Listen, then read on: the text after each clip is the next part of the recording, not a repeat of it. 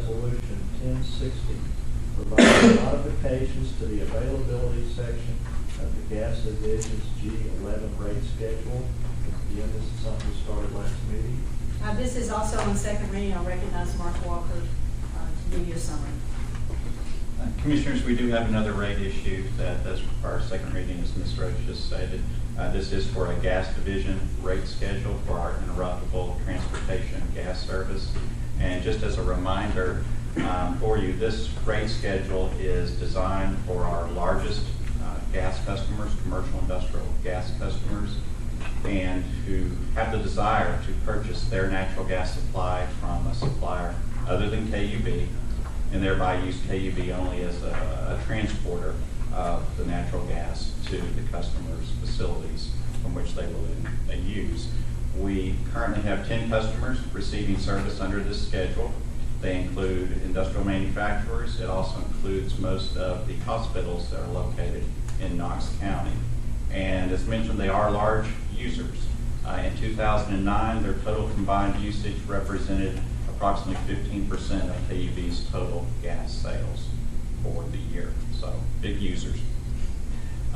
What we are proposing to modify is one of the eligibility requirements for rate schedule G11. Currently, one of those requirements is that the customers maintain 5 days of backup fuel supply and the associated equipment on site. And we are proposing to remove that requirement for customers who use at least 25,000 decatherms of gas annually and who also use gas, and this is the key point, use gas primarily for industrial or process-related purposes. And so this proposed modification would impact 4 of the 10 customers currently receiving service under the schedule. You may ask, why are we wanting to do this modification? Over the last couple of years, a couple of those 4 customers, of those manufacturing customers, have requested that we consider removing that backup supply, a requirement basically for economic reasons. Manufacturers have the ability to suspend operations temporarily for short periods of time, and they are willing to take that risk of suspending their operations in return for not having to have that backup supply on site, not having to maintain that equipment, which at times can be costly for them. It's just a regular upkeep and maintenance of that. And plus, some of these manufacturers have sister plants located throughout the nation.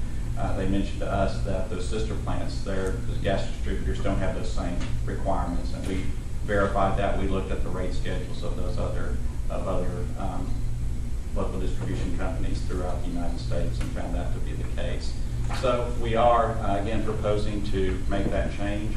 Resolution 1231 you did pass on first reading last month, and if approved today on second reading, it would go into effect on October 1st also. And I'd be happy to answer any questions you might have on that. How long is this G11 schedule been enforced? We've had it, I believe, since 1992, if I'm not mistaken. And since then, and I don't know, maybe some of the folks that have the same color I do, have we curtailed gas ever? We have not curtailed a transportation customer provided their gas is delivered to KUB. We have not had a curtailment based upon effects on our system. But So we have only curtailed gas on the if system. their supplier brings the gas to KUB through the pipeline system, then we get it to them. So to answer your question, no. But that's distinguished to the transportation customers. Other gas customers have Yes. had gas in the Yes, we have another interruptible rate schedule, system supply, interruptible. These are folks that are buying their own, and we're just Correct. We're just charging the transport. That is correct. Right. Yes, sir. So what would have been an instance where we curtailed, besides just the transportation? Well, Like that? for system supply customers, where we're out actually purchasing their supply and they're part of our capacity portfolio, to the extent that there were limitations, an extremely cold day may have occurred, we weren't able to bring all the gas in, then we would call it curtailment. That's different from the transportation service. When was the last time we had that curtailment?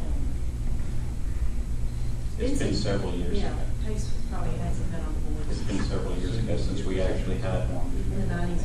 And part of that's been the lack of cold winters over the last several years. I don't remember it. Now, if you go back to the 1990s, we had periods of curtailment that could last several days back when it was really cold a decade ago.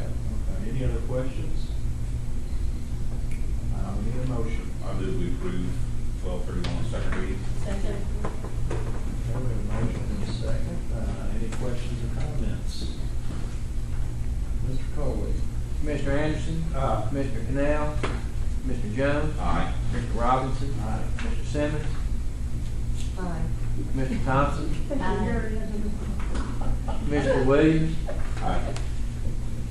By slim margin, it appears resolution 1231 is passed on second reading. Actually unanimous.